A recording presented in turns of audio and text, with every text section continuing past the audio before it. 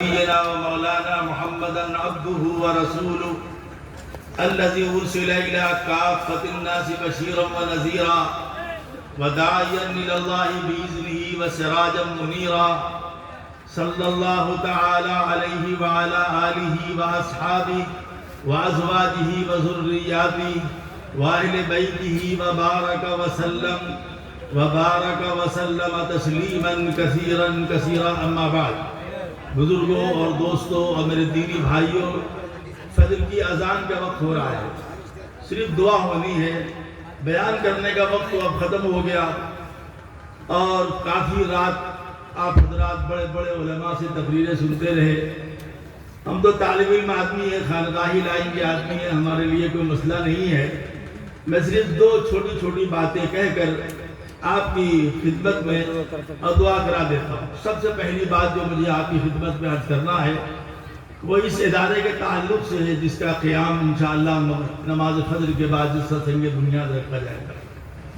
سب سے پہلی بات یہ ہے کہ دوسری بات جو ہے، آج کے ہمارے پھیلے ہوئے معاشرے میں جو سب سے زیادہ بد احترامی بے احترامی ہے، اس کو مجھے عرض کرنا ہے. نمبر ایک بات، یہ ادارہ جو قائم ہو رہا ہے یہ اس لیے قائم کیا جا رہا ہے تاکہ علاقے سے جہالت دور ہو، تعلیم عام ہو، عمل عام ہو، مسلمان بچوں اور بچیوں کے قلوب میں اللہ کی محبت، رسول اللہ صلی اللہ علیہ وسلم کی محبت، اولیاء کرام کی محبت، علماء کرام کی محبت، حفاظ کرام کی محبت، مساجد کے ائمہ کی محبت، مساجد کے معذبین کی محبت دلوں میں پیدا ہو. جس قوم سے ادب اور احترام ختم ہو جاتا ہے وہ قوم برباد ہو جاتی ہے. سب سے پہلی جو چیز ہے، ہمارے جو چھوٹے چھوٹے ادارے ہیں، میں کوشش کرتا ہوں کہ میں دیہاتوں میں دورہ کروں. شہر سے بہت دعوت آتی ہے، بہت دعوتیں آتی ہیں شہر سے. ابھی حیدرآباد سے بنگلور سے دعوت آئی تھی، میں نے انکار کر دیا کہ نہیں، جو ہمارا میدان ہم کو اسی میں کام کرنے دیجیے. باہر کے ممالک سے دعوت آتی ہے، میں سب کو انکار کر دیتا ہوں کہ نہیں، مجھ کو اپنے ملک کی ضرورت ہے، مجھ کو اپنے صوبے کی ضرورت ہے، مجھ کو ضرورت ہے کہ ہمارے جہاں مسلمان بھائی آباد ہیں اور جہاں جہالت زیادہ ہے وہاں تعلیم عام کیا جائے. دوستوں اور بزرگوں، میرے دینی بھائیوں، مدرسہ کھولنا ایک بہت بڑی محنت کا کام ہے، خاص کر مکاتب کھولنا، کیونکہ مکاتب جو ہے وہ ہمارے بچوں کی ایمان کی پناہ گاہیں اور تحفظ ہے. ہمارے چھوٹے چھوٹے بچوں کے اندر اگر ایمان محفوظ نہیں رہے گا تو تم یاد رکھو تمہارے گھروں میں بھی ایمان محفوظ نہیں رہے گا. ہماری معصوم بچیوں کو اگر یہ پتہ نہ لگے کہ ان کی عصمت اور آبرو اور عفت کی کیا قیمت ہے، تو یاد رکھو ہر اس قوم میں زنا عام ہو جاتا ہے جہاں ہمارے نوجوان بچے اور بچیاں بھول جائیں کہ عفت کیا ہے، عصمت کیا ہے، عزت کیا ہے، آبرو کیا ہے، آبرو مندانہ زندگی کس کو کہتے ہیں. مدارس سے زیادہ مکاتب کے قیام کی ضرورت ہے، کیونکہ یہی سکھلایا جاتا ہے اسلام کے ساتوں کلمے، یہی سکھلایا جاتا ہے اسلام کے ساتوں کلموں کے معنی، یہی سکھلایا جاتا ہے حلال اور حرام. اتنا بڑا مجمع موٹاز بات کیجیے گا، ہم ہاتھ جوڑتے ہیں آپ سے، بالکل معافی چاہتے ہیں، ہم پورے احترام سے کہتے ہیں، لیکن واللہ میں قسم کھا کے کہتا ہوں اگر ابھی اس مجمع میں کھڑا کیا جائے تو شاید 25 آدمی نکلے جن کو اسلام کے ساتوں کلمے میں ترجمے کیا ہے. کیوں بھائی، میں غلط بول رہا ہوں کہ صحیح بول رہا ہوں؟ صحیح. اسلام کے ساتوں کلمے جس پر ایمان کی بنیاد ہے، جس پر مغفرت کی بنیاد ہے، جس پر نجات کی بنیاد ہے، جس پر اللہ کے یہاں جنت کا وعدہ ہے، وہ اسلام کے ساتوں کلمے ترجمے کے ساتھ نہیں مرتے. سیدہ امام بخاری بات مانتے وہ کیا کہتی ہے کہ الایمان ہوا قول و فعل و عمل. ایمان نام ہے قول کا، فعل کا، عمل کا. سیدنا امام اعظم ابو حنیفہ رحمۃ اللہ علیہ وہ فرماتے ہیں وہ اقرار باللسان و تصدیق بالقلب و عمل بالجوارح. ایمان نام ہے زبان سے کہنا لا الہ الا اللہ محمد الرسول اللہ کو زبان سے کہنا، کلمہ شہادت کو زبان سے پڑھنا، اس کے معنی پر یقین رکھنا اور اس کے مطابق اپنی زندگی کو گزارتے ہیں۔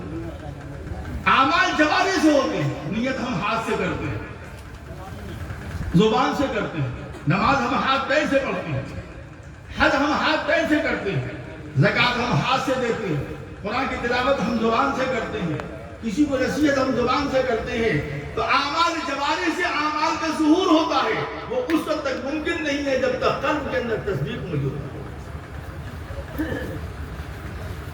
آج کا سب سے بڑا مسئلہ ہمارے ہندوستان میں یہ ہے، جس طریقے سے ہماری حکومتیں معصیت کو، گناہ کو عام کر رہی ہے، خدا کی قسم گناہ کرنا آسان ہو گیا ہے اور نیکی کرنا مشکل ہے۔ یہ چھوٹے چھوٹے مکتب جو ہیں یہ ایمان کی پناہ گاہیں ہیں، یہی سے ہمارے بچوں کا ایمان بنتا ہے، ایمان سجتا ہے، ایمان سنورتا ہے، اور یہی سے ہمارے ایمان کی پناہ گاہیں جو ہیں وہ ہم کو آگے بڑھاتے ہیں۔ قرآن نے اعلان کیا ہے،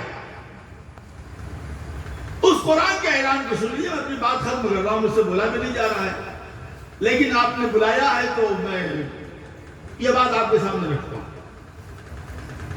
کہ قرآن کی اس آیت پر اگر ہم نہیں اتر رہے ہیں تو بہت خطرے میں ہے، بڑے خطرے میں ہے۔ یہ کسی مولوی کا قول نہیں، یہ کسی عالم کا ارشاد نہیں، یہ کسی بزرگ کا ملفوظ نہیں، کسی پیر طریقت کے ارشادات عالیہ نہیں ہے، یہ اللہ رب العالمین کا فرمان ہے۔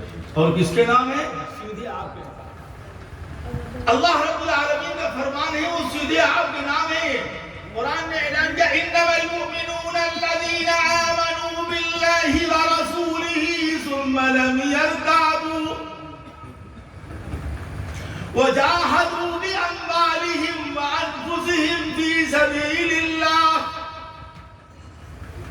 اللہ نے اپنے نبی کے معرفت پیغام دیا، آپ کو قرآن کا پیغام آپ کے نام ہے۔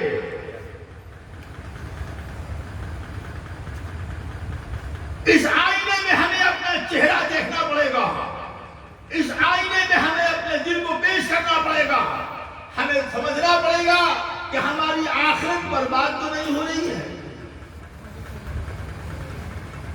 ہر مسلمان اس فکر کے ساتھ زندگی گزارے کہ ہم ایسے رہے یا کہ ویسے رہے، وہاں دیکھنا ہے کہ کیسے رہے۔ کیا فرمایا؟ انما المؤمنون الذین آمنوا باللہ ورسولہ۔ جو حضرات عربی جانتے ہیں وہ خوب سمجھتے ہیں کہ انما المؤمنون کا کیا معنی ہے۔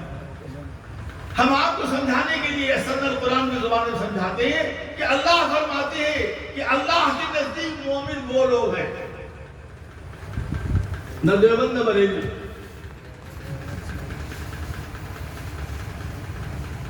اللہ کے نبی مومن آمنوا باللہ ورسولہ، جو یقین رکھے، جو ایمان لائے، جنہوں نے تصدیق کیا اللہ کی وحدانیت پر،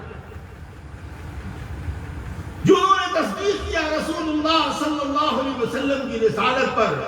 آپ آخری نبی ہیں، آپ کے بعد کوئی نبی نہیں آئے گا۔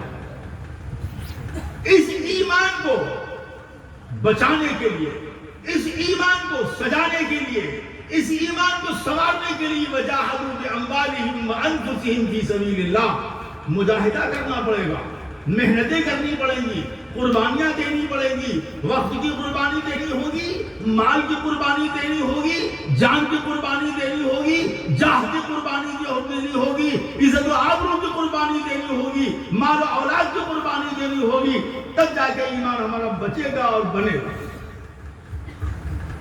وجاہدوا باموالہم وانفسہم، مجاہدہ شرط ہے۔ کھانے کے لیے محنت ہے، پہننے کے لیے محنت ہے، مکان بنانے کے لیے محنت ہے۔ مسلمان میری جان، تجھے آخرت کی فکر نہیں ہے، آخرت بنانے کے لیے محنت نہیں ہے، آخرت بنانے کے لیے اللہ نے یہ 60 70 80 سال کی زندگی دی ہے۔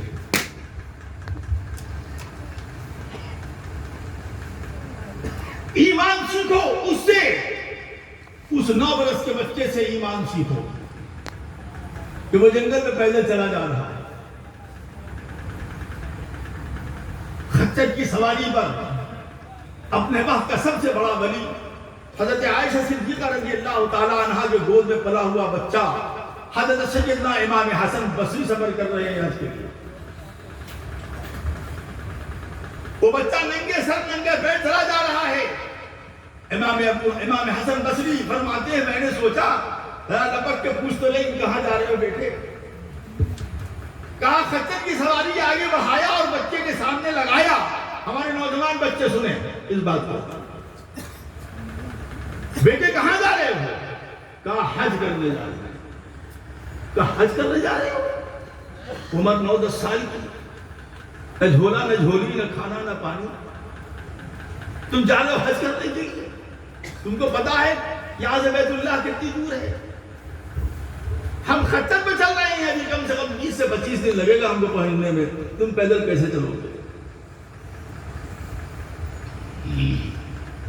میں یہ نہیں کہہ رہا ہوں کہ ایسا ایمان سب کا ہونا چاہیے, ایسا ایمان سب کا ہو, لیکن میں یہ ضرور کہنا چاہتا ہوں کہ جو بات اس بچے کی سمجھ میں آ گئی تھی آج وہ بات ہمارے سمجھ میں نہیں آئی. اس نے کہا کہ عائشہ کی گود میں پلنے والے بچے تجھے اسباب پر بھروسہ ہے, مجھے مسبب الاسباب پر بھروسہ ہے. عائشہ کے گود میں پلنے والے بچے تجھے ساز و سامان پر بھروسہ ہے, مجھے اللہ پر بھروسہ ہے. اس کو کہتے ہیں ایمان. میں یہ نہیں کہہ رہا ہوں کہ آپ اسباب چھوڑ دیجئے, نہیں. اسباب اختیار کرنے کے باوجود بھی اگر ہمارے ایمان مضبوط نہیں ہو رہی ہیں تو سمجھنا چاہیے کہیں نہ کہیں وہاں پر معصیت کو دخل ہے.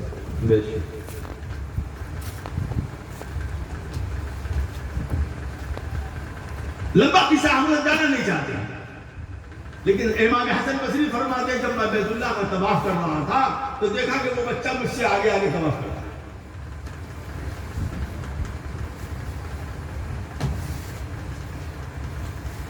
ایمان و یقین کی قوتیں انسان کے اندر وہ طاقت پیدا کر دیتی ہیں جو مادی دنیا میں سوچنے سے بھی نہیں سمجھ میں آ سکتی.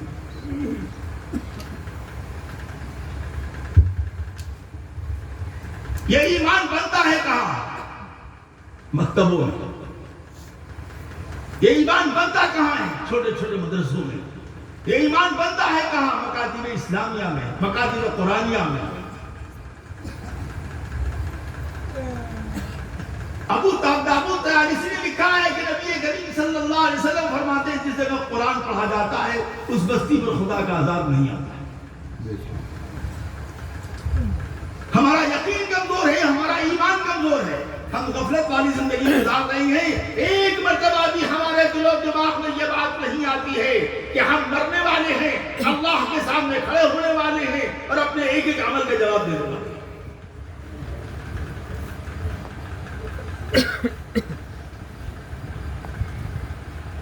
ایمان ایسے نہیں بنتا ہے, ایمان قربانی سے بنتا ہے. جان کی قربانی دینی پڑے تو اپنی اولاد کا ایمان بچا لو. مال کی قربانی دینی پڑے تو اپنی نسلوں کا ایمان بچا لو.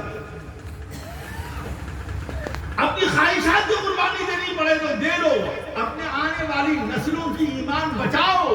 ورنہ تم صاف سن لو, حضرت تھانوی فرماتے ہیں کہ حاجی امداد اللہ مہاجر مکی فرمایا کرتے تھے, فرماتے تھے کہ قبرستانوں میں کتنی قبروں میں مردے ترس رہے ہیں, تڑپ رہے ہیں, سسک رہے ہیں, رو رہے ہیں, آہو بکا کر رہے ہیں. اس لیے کر رہے ہیں کہ ان کی نسلیں گناہ میں مبتلا ہیں, معصیت میں مبتلا ہیں, اللہ کی نافرمانی میں مبتلا ہیں. اس کی نحوست ان کی ارواح کو, والدین کو, ان کے خاندان کے لوگوں کو پہنچ رہی ہے. کب تک غفلت کی زندگی گزاریں گے ہم؟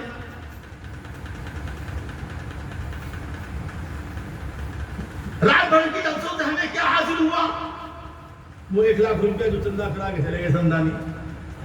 آگے کیا ہوا؟ میں ابھی چھوڑ دوں آپ کو, ابھی فوراً چھوڑ دوں تو میں یقین سے کہتا ہوں کہ 70% لوگ فجر کی نماز نہیں پڑھیں گے.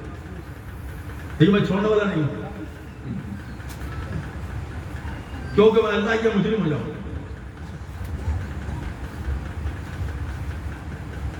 یہ مکتب تو قائم ہونے والا ہے مولوی اسلم صاحب اور ان کے رفقا کی تعاون سے اور آپ حضرات کی مدد سے. اس کی یہ قیمت ہے کہ یہ مکتب آپ کی مغفرت اور نجات کا ذریعہ ہے. بے شک.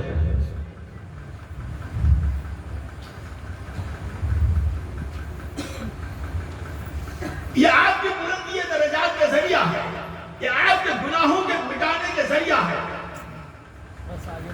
دوسری بات، ہم یہ اپنی بات ختم کرتے ہیں، 3:45 بجنے والا ہے۔ دوسری بات یہ کہ ہمارے سماج کے اندر آج جو علم سے محرومی ہے، جو جہالت ہے، اس کی وجہ بے ادبی، بے احترامی، ہمارے علماء کا احترام، مساجد کے ائمہ کا احترام، مؤذنین کرام کا احترام، حفاظ کرام کا احترام ہمارے دلوں سے نکل چکا ہے۔ آج ہمارے مشائخ اور دین طریقت کا کام کیا ہے؟ ان کا کام یہ ہاتھ چکو، ہدیہ دو، پانی پھونکو تھوکو اور چلے جاؤ، بس کام کرو۔ یہی ہمارا استعمال ہے، حضرت جی تھوک دیجیے، حضرت جی پھونک دیجیے، حضرت جی چاٹ دیجیے، بہت ہو تو تعویذ دے دیے 3 کلو، اس کے علاوہ نہیں۔ ہمارے اخلاق کا یہ حال ہے کہ ابھی ہم سفر کر رہے تھے ایک جگہ کا، وہاں رات میں 1 بجے ایک صاحب کے مکان پر پہنچے تو کہنے لگے بیعت کر لیجیے۔ تو میں نے کہا آپ تو دیر ہو گئی ہے، ہم کل فلاں جلسے میں ہیں، ابھی قریب میں آ جائیے گا، آج تک نہیں آئے۔ کیوں؟ وہ چاہ رہے تھے حلوہ پکایا غریب مل گیا۔ آپ اللہ سے توبہ کرنے کے لیے آپ کے اندر اتنا وقت نہیں ہے کہ آپ 2 کلومیٹر کا سفر کر سکیں۔ دین ایسے نہیں ملا کرتا ہے دوستو، دین ملا کرتا ہے قربانی سے۔ مدرسہ سنولا میں مدرسہ ہے، نام اس کا یاد نہیں مجھ کو، کیا نام مولانا جو سنولا مدرسہ پرانا؟ سلیمان۔ وہاں ایک مولانا یار محمد صاحب صدر بدوی سے ناظم تعلیمات، بہت بڑے عامل تھے، بہت بڑے عالم تھے۔ وہ بنارس گئے،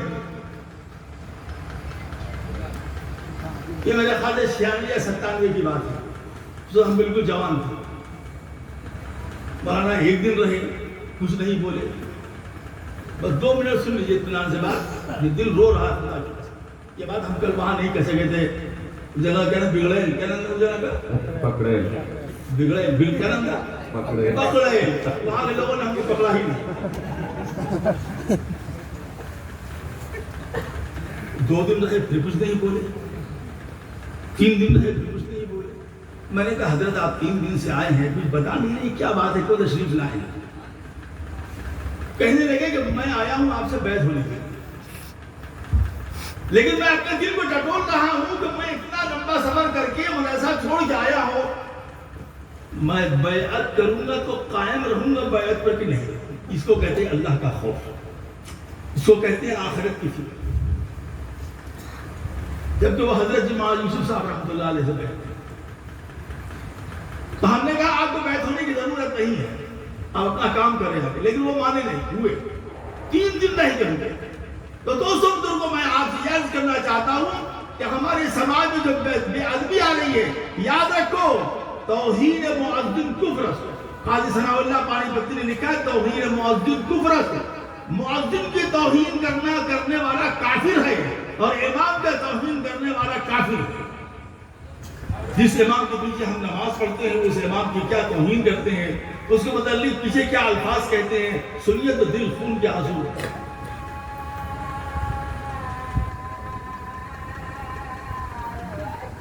اللہ اکبر، اللہ اکبر، خدا جواب دے لو۔